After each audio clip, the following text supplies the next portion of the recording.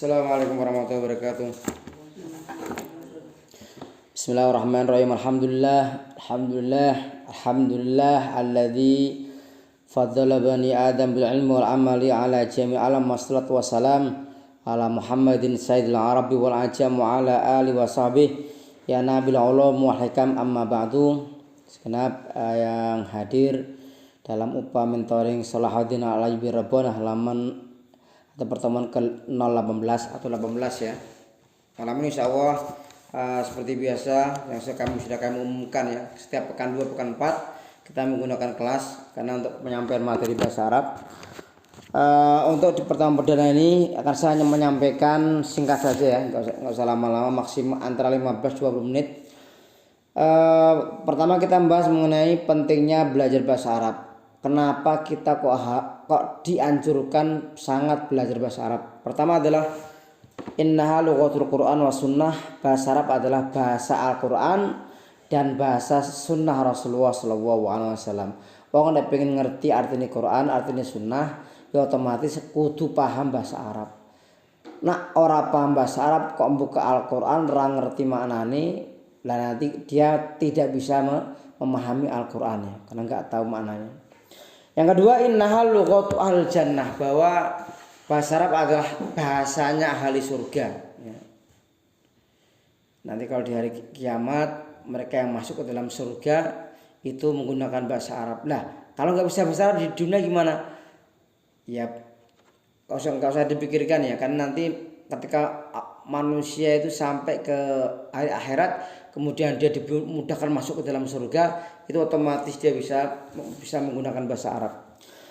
Innaha lughatul ulum wal hadarah. Bahasa Arab adalah bahasa ilmu dan peradaban.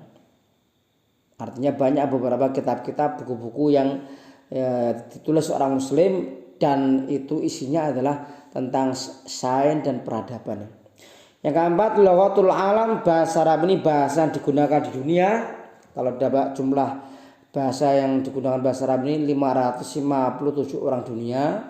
Saya ulangi, 550 juta orang itu menggunakan bahasa Arab. Lah yang menjadikan bahasa Arab sebagai bahasa yang kedua atau bahasa bukan bahasa ibu itu adalah 250 juta orang. Yang 300 juta itu mereka yang menjadikan bahasa Arab sebagai bahasa utama ya. Ini tentunya di negara-negara yang menggunakan bahasa Arab seperti negara Arab ya, Suriah, Oman, Libya dan lain-lain. Kemudian lughatun ghaniyah bil mufradat. Jadi bahasa ini bahasa yang paling kaya ya. Paling kaya dari segi kosakatanya.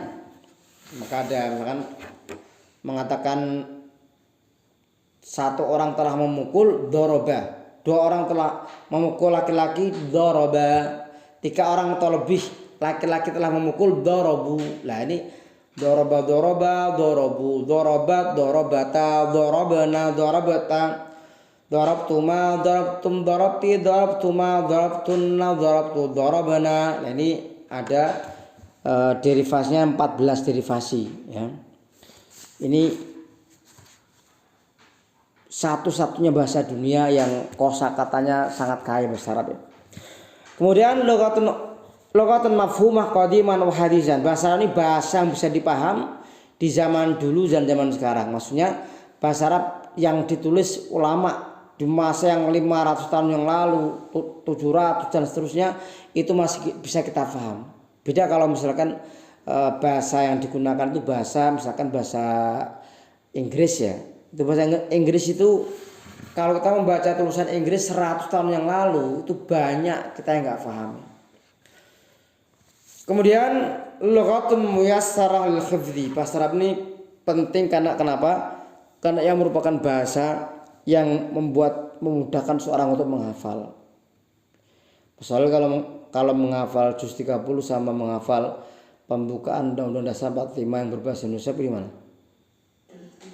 Ya karena kalau menghafal yang bahasa Indonesia dengan nanti jangan sampai salah meskipun satu kata saja itu akan susah ya. Yang ke-8 terakhir, tudrasu fi jami'atil alam. Bahasa ini bahasa yang digunakan di berbagai kampung, di berbagai kampus-kampus dunia. Kemudian lanjut yaitu tentang kemampuan dalam belajar bahasa Arab.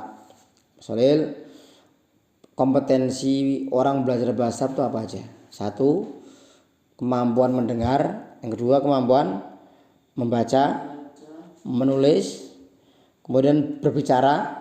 Yang kelima, kemampuan untuk menguasai tata bahasa Arab. Tata bahasa Arab apa maksudnya? Grammar itu apa artinya? Ilmu tentang tata bahasa, aturan tentang bahasa tersebut. Misalkan bahasa Arab punya kawaid atau tata bahasa, maka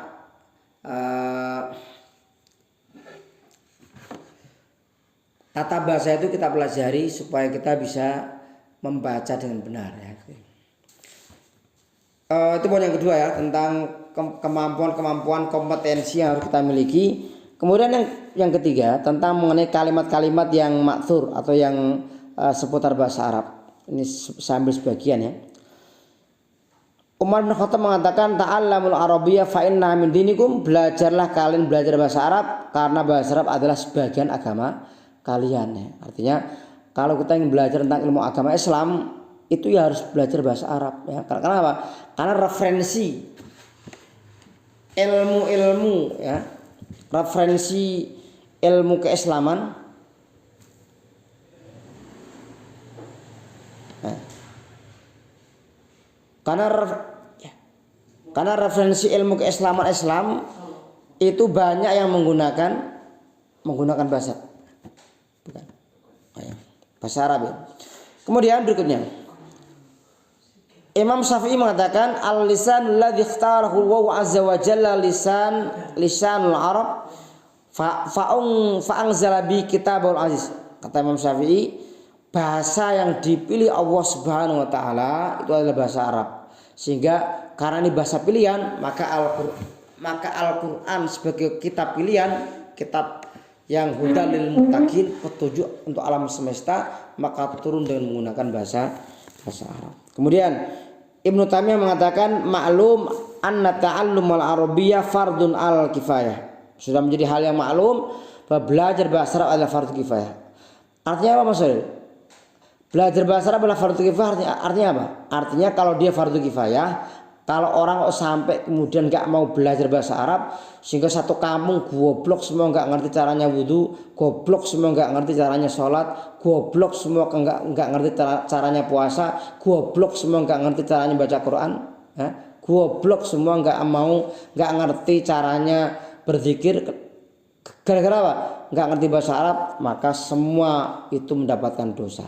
Tapi kalau ada satu orang yang bisa bahasa Arab, dia mengajari yang lain ya, mengajari tentang bagaimana sholat, bagaimana wudhu, maka itu sudah terwakili, namanya fardu kifayah. Sama kalau orang sholat jenazah itu fardu ain atau fardu kifayah maksudnya? Kifayah, karena sholat jenazah itu bisa diwakili. Dan kalau nggak gitu susah ya. Ada orang meninggal dunia di Inggris, langsung persiapan beli tiket jenazah ke sana misalnya. Ya nanti sampai pesawat sampai sana jenazah udah dimakamkan ya. Udah telat ya. Baik, kemudian ada ungkapan seorang orientalis Jerman Karl Bruckmann, dia mengatakan al-lughatul arabiyyah aghna lughatil alam, bahasa Arab adalah bahasa yang terkaya di dunia. Ini pengakuan orang yang orientalis, orang belajar ilmu ketimuran, orang Eropa yang meninggal tetap dalam keadaan kafir ya. Tapi dia mempelajari tentang umat Islam, tentang dunia timur. Dia mengatakan bahasa Arab itu adalah bahasa yang paling kaya dunia. Terakhir, penyebab kegagalan dalam belajar bahasa Arab. 1. Al-khawfu minal akhta', orang yang takut salah, nggak berani ngomong bahasa Arab karena takut nanti salah. Justru kalau takut salah maka malah orang semakin salah. Kenapa? Dia membaca sebenarnya tuh membacanya tuh berani membaca, tapi karena takut membaca karena takut salah, Akhirnya apa? Ini malah salah ya. Karena bagaimana orang akan tahu kekurangan bahasanya kalau dia nggak bisa bicara ya. Bahasa tuh ngomong ya. Yang kedua naqsud dafi, yaitu kurangnya motivasi. Orang belajar bahasa Arab nggak punya motivasi, nggak punya niat tujuan, gelundung aja. Wah ini jadwal UPA ya. UPA ada itu apa? Ada bahasa Arabnya. Wis rasa mangkat. Kan apa? Mumet. Nah. Yang ketiga al-istislam, nah, bisur'ah. Orang yang sebelum belajar bahasa Arab itu menyerah dulu. Lihat bahasa Arab dulu tapi gundul-gundul ke anu harokati wah mumeti. Akhirnya apa? Menyerah diri seperti menyerahnya pasukan Jepang kepada pasukan Belanda. Tahun berapa masalah tanpa dua ya. Jadi menyerahkan diri apalagi setelah pengeboman di Hiroshima dan Nagasaki di Jepang itu. Kemudian yang keempat ada melumarosa, kurang latihan. Belajar bahasa kudu latihan, latihan nulis, latihan membaca. Nak kemudian buku di LKS digeletak nang kamar ya, turu dileri ya. Ini bagaimana mungkin bisa menguasai bahasa Arab. Yang berikutnya at-tarkis al qawaid faqat. Ketika belajar bahasa Arab itu hanya fokus kepada kaidahnya, enggak ada praktek bahasa ya. Makanya di sini ada yang mufradat Jumat pagi. Ada bahasa Arab hari apa misalnya Rabu ya. Ini manfaatkan dengan baik.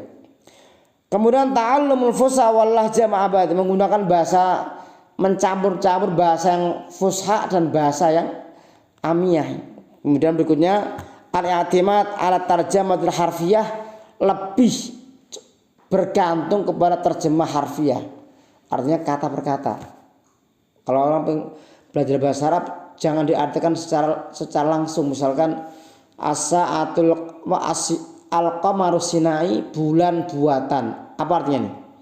Itu satelit. Orang kalau nggak ngerti bulan buatan, dia terjemahkan langsung al-qamaru as-sinai, bulan gawean. Ini salah, tapi satelit. Tahu satelit ya? Satelit yang di atas itu. Kemudian masadir memilah, menggunakan sumber yang membosankan. Misalkan dia menggunakan bahasa Arabnya gundul, berbulan-bulan enggak dibaca, bertahun-tahun enggak dibaca, kemudian lusuh, akhirnya mengganggu pandangan mata ya. Yang berikutnya latu ayidul bi'ah, tidak didukung oleh lingkungan. Misalkan ada orang belajar bahasa Arab, belajar muhadasah, lihat kanan pakai bahasa Jawa, lihat kiri pakai bahasa Indonesia. Lihat belakang bahasa Jawa, lihat depan menggunakan bahasa isyarat misalkan, nggak didukung ya. Orang mau belajar bahasa Arab ya harus ada komunitas bahasa Arab.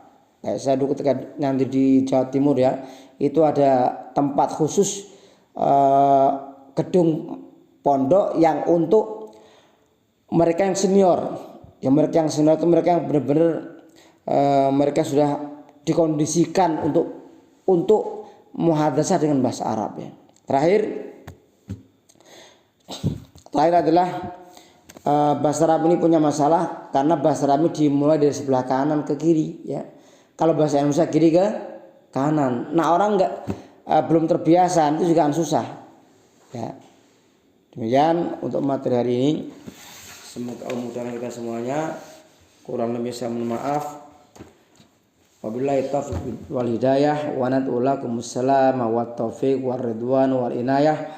Wassalamualaikum warahmatullahi wabarakatuh. Tutup.